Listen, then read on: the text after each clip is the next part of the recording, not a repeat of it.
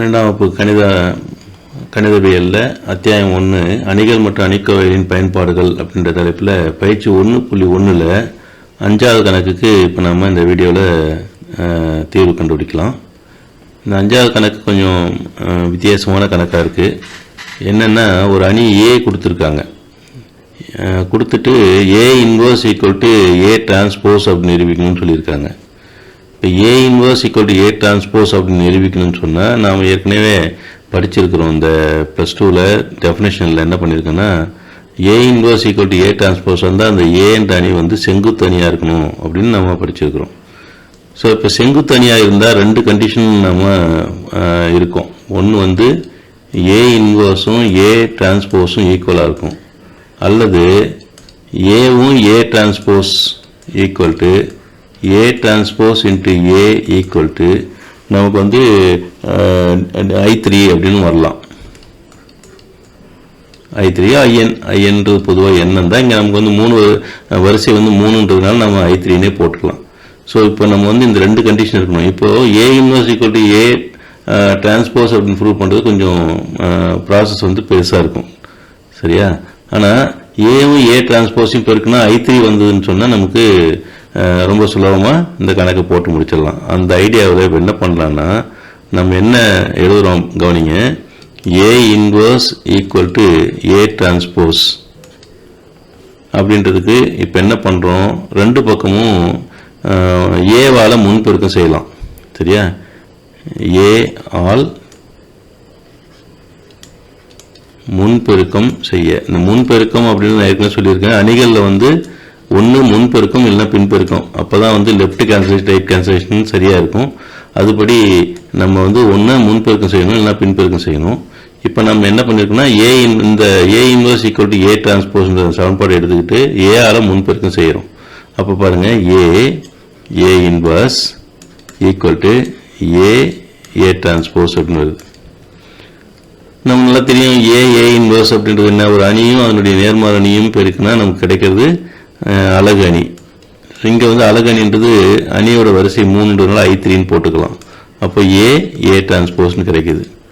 அப்போது A inverse equal to A transpose எடுத்துக்கிட்டு நம்ம இப்போ என்ன கொண்டு வந்திருக்கோம், ஏ டிரான்ஸ்போஸ் ஈக்குவல் டு I3ன்னு கொண்டு வந்திருக்கோம். அதனால் என்ன எழுதலாம்னா, A inverse equal to A transpose என நிறுவ. இதை நிரூபிக்கிறதுக்கு நம்ம என்ன பண்ண போதும், ஏ டிரான்ஸ்போஸ் ஈக்குவல் டு I3 என நிறுவினால் போதும், சரியா? இப்போ வந்து என்ன பண்ணியிருக்கோம், ஒரு பெரிய கண்டிஷனை வந்து நம்ம சின்னதாக சுருக்கி இருக்கிறோம். இப்போ பெருக்கல் அணிகளுடைய பெருக்கலாக கொண்டுட்டோம். இன்வர்ஸ் எல்லாம் கண்டுபிடிச்சி போகலாம், சேவ் பண்ணி கண்டுபிடிச்சி, அப்புறம் வந்து இன்வர்ஸ் கண்டுபிடிச்சி, அதுக்கப்புறமா டிட்டர்மினன்ட் ஏ எல்லாம் கண்டுபிடிச்சி போட்டு முடிச்சுட்டு ஏ டிரான்ஸ்போஸ் கண்டுபிடிக்கணும். இவ்வளோ ஸ்டெப்பு குறைச்சிட்டு இப்போ என்ன பண்ணியிருக்கோம், ஏ தெரியும், ஏ டிரான்ஸ்போஸ் நம்ம சுலபமாக கண்டுபிடிச்சிடலாம். ஏன்னா கொடுத்துருக்கோம் இல்லையா அணி, இதில் வந்து நம்ம ஏ டிரான்ஸ்போஸ் கண்டுபிடிச்சி சுலபம் தானே.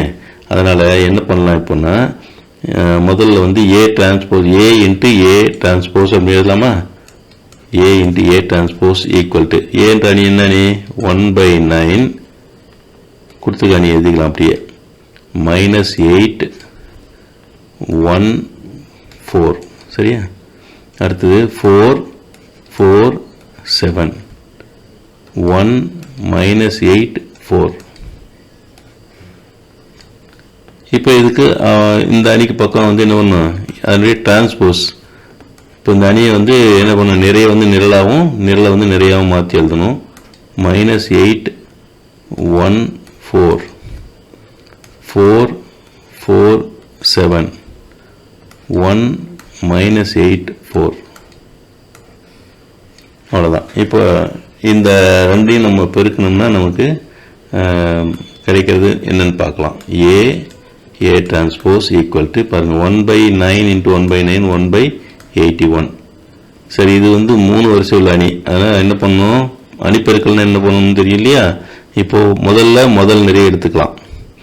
முதல் நிரை எடுத்துக்கிட்டு இந்த அணியில் முதல் நிரல் எடுத்துக்கணும். அதான பெருக்கலுக்கானது. இது பெருக்க முடியுமான்றது கண்டிஷன் பார்க்க வேண்டியதுன்னா, இது வந்து 3 வரிசையில் சதுர அணி, இதுவும் 3 வரிசையில் சதுர அணி. அப்போ நிச்சயமாக நமக்கு வந்து பெருக்கத்துக்கு கம்பேட்டிபிளாக இருக்கும், அதாவது பெருக்கத்தக்கவையாக இருக்கும். அப்போது இதில் முதல் உறுப்பு நிறையில் முதல் உறுப்பு எடுத்தோம்னா நிரலில் முதல் உறுப்பு இப்போ -8 × -8 பெருக்கணும்னா என்ன கிடைக்கும்? 64. அடுத்து 1 × 1 +1. அடுத்தது 4 × 4 +16. ஸோ இப்போ இது வந்து முதல் இது முடிஞ்சது. முதல் நிறைய எடுத்துகிட்டு முதல் நிரல் கூட முடிச்சிட்டோம். அதே மாதிரி முதல் நிறைய எடுத்துக்கணும். இந்த ஃபஸ்ட்டு அணியில் வந்து முதல் நிறைய எடுத்துக்கிட்டு இரண்டாவது நிரல் எடுக்கும்போது நல்ல ஞாபகம் வச்சுக்கோங்க, நிறையில் இருக்கக்கூடிய முதல் உறுப்பையும் நிரலில் இருக்கக்கூடிய முதல் உறுப்பையும் பெருக்கணும், ரெண்டாவது உறுப்பையும் ரெண்டாவது உறுப்பையும் பெருக்கணும், மூணாவது உறுப்பையும் மூணாவது உறுப்பு பெருக்கி மூணையும் கூட்டணும். இந்த ஐடியா கரெக்டாக ஞாபகம் வச்சு போடுங்க. -8 × 4 வந்து எவ்வளோ? -32. 1 × 4 +4. அடுத்து 4 × 7 +28. சரி, அடுத்தது முதல் நிரை மூன்றாவது நிரல் -8 × 1 -8, 1 × -8 -8, 4 × 4 +16. புரியுதா? அது பார்த்துக்கோங்க. இது முதல் நிரை முடிச்சாச்சு. இதே மாதிரி இப்போ இரண்டாவது நிரை எடுத்துக்கணும். இரண்டாவது நிரை எடுத்துக்கிட்டு இதில் முதல் நிரல், இரண்டாம் நிரல், மூன்றாம் நிரல் உறுப்பு எப்படி எழுதி போடணும்னு பாருங்கள். முதல் நிரை எடுத்துக்கிட்டு முதல் நிரல் பெருக்கும்போது முதல் இடத்துல, ரெண்டாவது நிரல் பெருக்கும்போது ரெண்டாவது இடத்துல, மூணாவது நிரல். அப்போ அந்த இடம் வந்து கரெக்டாக நம்ம மாற்றாமல் சரியாக எழுதிட்டு வரணும். இது மாற்றியும் பெருக்கக்கூடாது. இரண்டாம் நிரை எடுத்துட்டு முதல் நிரல், இரண்டாம் நிரல், மூன்றாம் நிரல் முடிச்சுன்னா ரெண்டாவது இந்த நம்ம பெருக்கி வர்ற அணியில் இரண்டாவது நிரை வந்து முடிஞ்சிடும். சரியா? 4 × 8 -32 +4 × 4 16. அடுத்தது என்ன? இப்போ 4 × -8 -32, 4 × 4 ப்ளஸ் இங்கே வந்து நமக்கு என்ன வரணும்? ஒரு சின்ன இது வந்து மாறிடுச்சு. என்ன பண்ணோம்? -32. இப்போ வந்து 4 × -8 -32 +4 × 1 +4. சரியா? அடுத்தது 7 × 4 7 × 4 28 +28. கரெக்டாக பண்ணிக்கிறோம். சரி, அடுத்து இரண்டாவது நிரை, இரண்டாவது நிரல் 4 × 4 4 × 4 7 × 7. 4 × 4 வந்து 16 ப்ளஸ் 4 × 4 again அதுவும் 16 தான். அடுத்து என்ன? 7 × 7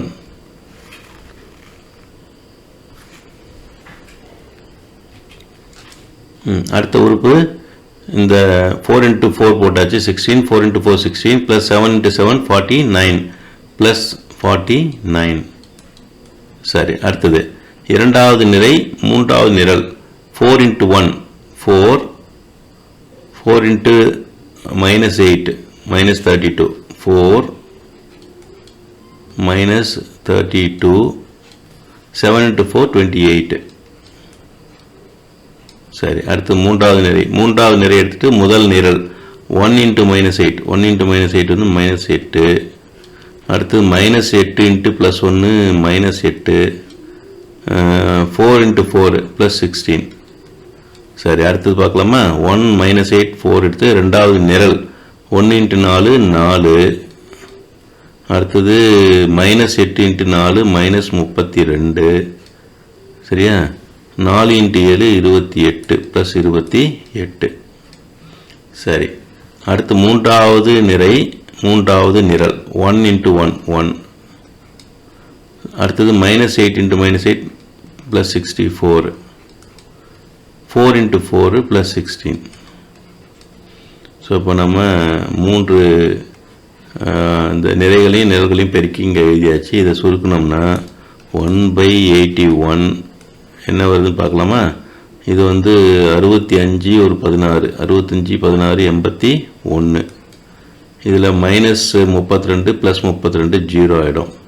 இங்கே -16 +16 0 ஆகிடும் கூட்டினோம்னா. இங்கே 4 + 22 4 + 28 32 -32 0 ஆகிடும்.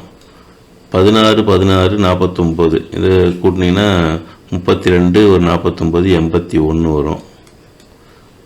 இங்கே +32 -32 0.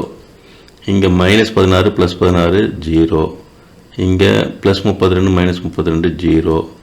இங்கே பார்த்தீங்கன்னா 65 ஒரு 16 81. ஸோ அப்போ பார்த்தீங்கன்னா இங்கே நமக்கு என்ன கிடச்சிருக்குது 1/81 இன்ட்டு 8100 மாதிரி ஒரு அணி கிடச்சிருக்கு. இப்போ இந்த 81 உள்ளே கொண்டு போயிட்டு நம்ம டிவைட் பண்ணால் அங்கே பார்த்தீங்கன்னா அந்த மூலைவிடத்தில் இருக்கக்கூடிய எல்லா உறுப்பும் 81 தான் இருக்குது.